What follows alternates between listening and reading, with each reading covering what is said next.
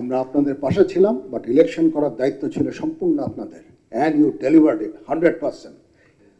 তখন ছিল একটা আশা নিরাশার একটা সময়, দেশের মানুষ বিভ্রান্ত, বিভিন্ন ধরনের কথা বলছে, ইলেকশন হবে না, এই হবে না, সেই হবে না।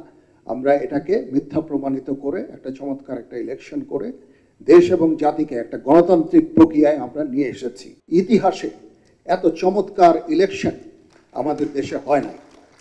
তার মানে ইট শোজ যে যদি আমরা সামরিক এবং অসামরিক আমরা একসাথে যদি কাজ করি, সিভিল মিলিটারি যে রিলেশন, এটাকে যদি আমরা বিল্ড করি, তাহলে আমরা যে কোনো অসাধ্য সাধন করতে সক্ষম।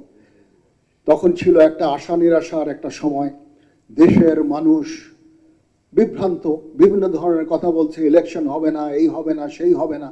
আমরা এটাকে মিথ্যা প্রমাণিত করে একটা চমৎকার একটা ইলেকশন করে দেশ এবং জাতিকে একটা গণতান্ত্রিক প্রক্রিয়ায় আমরা নিয়ে এসেছি। এটা চারটিখানি কথা না, এবং এটার প্রশংসার দাবিদার, এই ইলেকশনের প্রশংসার দাবিদার সম্পূর্ণ আপনাদের। এই জন্য আমি আপনাদেরকে অভিনন্দন জানাচ্ছি। আর আরেকটা বিষয় হচ্ছে, আমি সব সময় আপনারা যখনই এই সেনাবাহিনীর কোনো সাহায্য চাবেন, পাশের যে ফরমেশন আছে ফরমেশনকে জানাবেন, তাদেরকে স্ট্যান্ডিং ইনস্ট্রাকশন দেওয়া আছে, তারা ইনস্ট্যান্টলি বের হয়ে আপনাদের সহায়তা করবে।